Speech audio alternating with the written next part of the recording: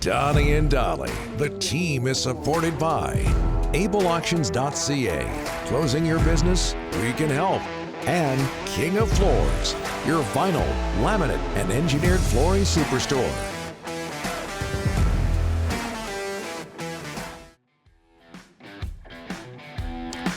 Just ahead of Jim Benning, today's guests are brought to you by Langley Chrysler. Jeff Patterson just after 11 o'clock as well.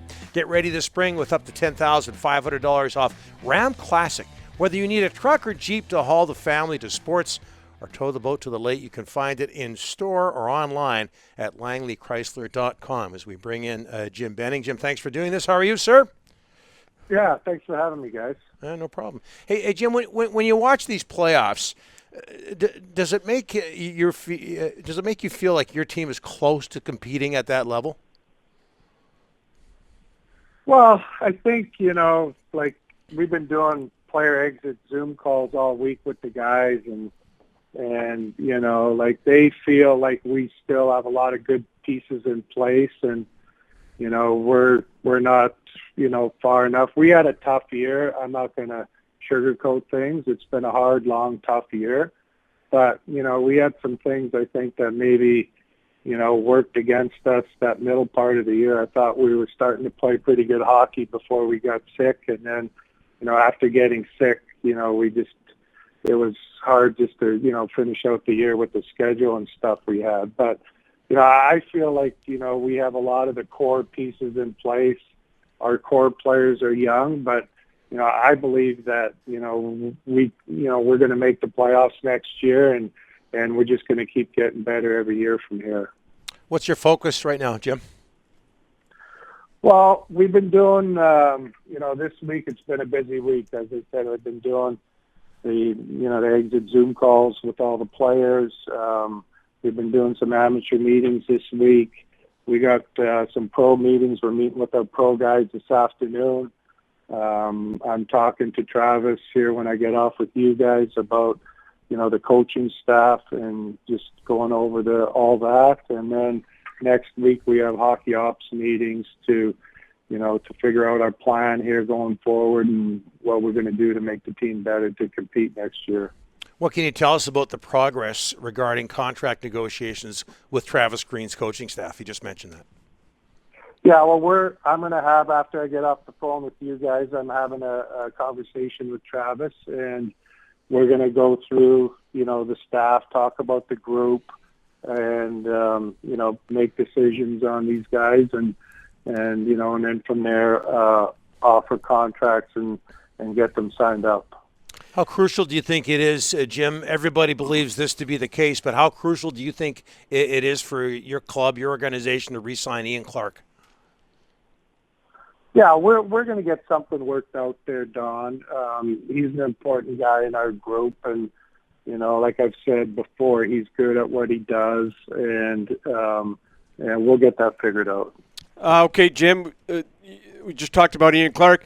Sedin twins, what's going on there? We thought there would be an announcement this week that they would be joining. What's the latest on the Sedin twins?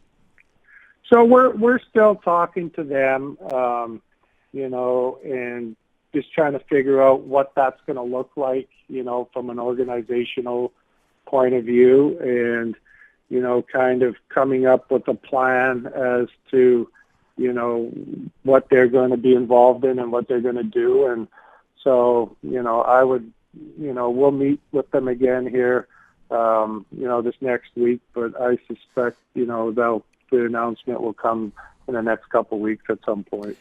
Give me a timeline, Jim, if you can, on Jake Virtanen. What is going on with him, and when can we find out about his future, Jim? So that's in the police's hands right now. Like I said on Friday, the girl filed a police report. They're doing an investigation, and when they conclude their investigation, then we'll know more. But till that point, it's in their hands. Jim, last week there were rumors that Nate Schmidt did not want to come back, and he may possibly ask for a trade. Have you talked to Nate about his future in Vancouver? Yeah, I talked to Nate. I don't know. He doesn't know where that came from. He was real positive in his exit interview. And, it's not true. He doesn't want out of Vancouver, so I don't know where that got started. All right. Jim, back to the Sedins for a second. Do you feel you need help right now?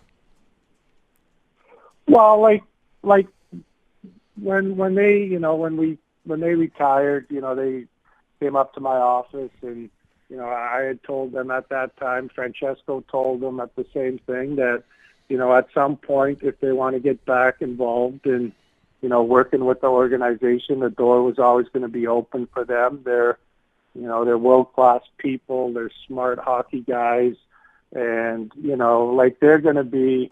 They want to do work that's going to help the organization get better, and that's working with our young players. Going out to Abbotsford and watching our young players play and helping them develop, and but their roles is they're going to learn every part of the organization. They're going to be involved, with the hockey ops group and team building. They want to learn the business. They want to, learn about the amateur draft. They'll be in our pro scouting meetings. But, as you guys know, they were hardworking players. And, once they made the decision that they're going to get involved, they're going to be, doing the work and helping us in all the different facets of our organization get better. And, they don't want to be guys that just have desk jobs. They want to, put their boots on the ground and do the work and help us as an organization, whether it be in all the different aspects, improve and get better and get us to where we want to be. Have you made progress in negotiations with Quinn Hughes and Elias Pettersson?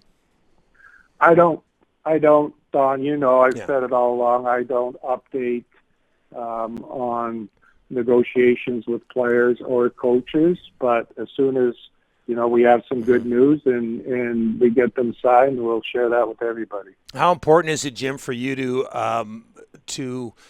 go after buyouts this offseason? Something you talked about in your postseason press conference.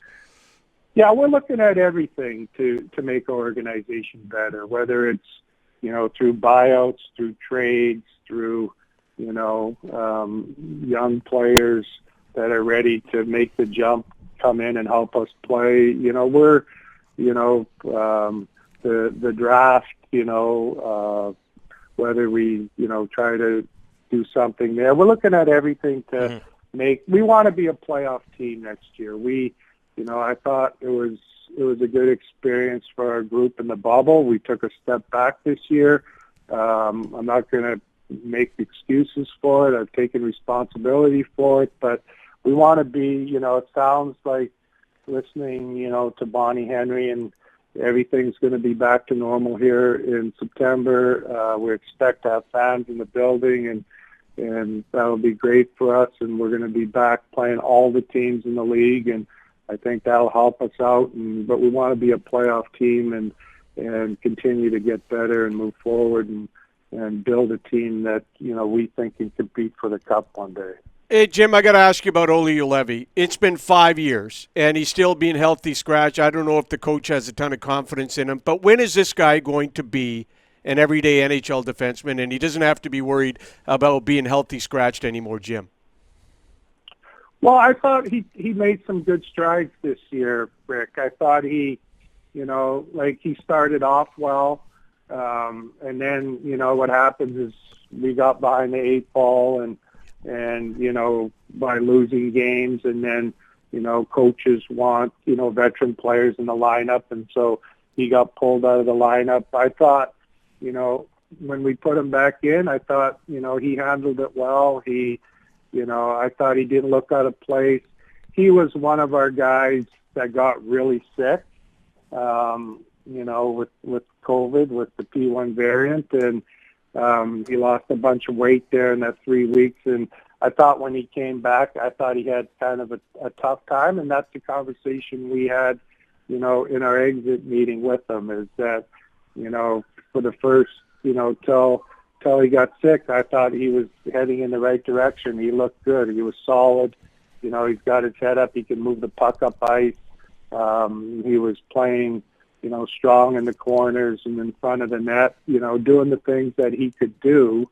But, I think during that 3-week or 2-week COVID, he lost like 10 or 15 pounds. He lost a lot of strength, and then he was just trying to play catch up for the rest of the year, and he agreed with that. And, the one thing about Olli, he's got an honest opinion of his game. He knows where he's at. He knows what he needs to do to get better. But I think, this experience he got this year, it's going to help him come into camp, and he's going to have a good camp, and like all of our players are, and hit the ground running. And we think he can be an everyday player.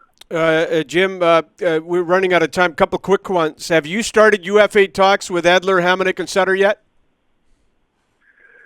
We've, in our exit meetings, we've talked to them about their intentions on, what they would like to do next year.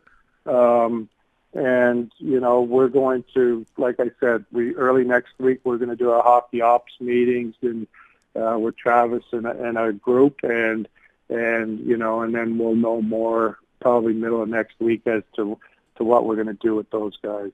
Okay, the last one for me before Don. Podkolzin, when you're going to announce his signing after the Worlds? Yeah, probably, like he's in the World Championships right now.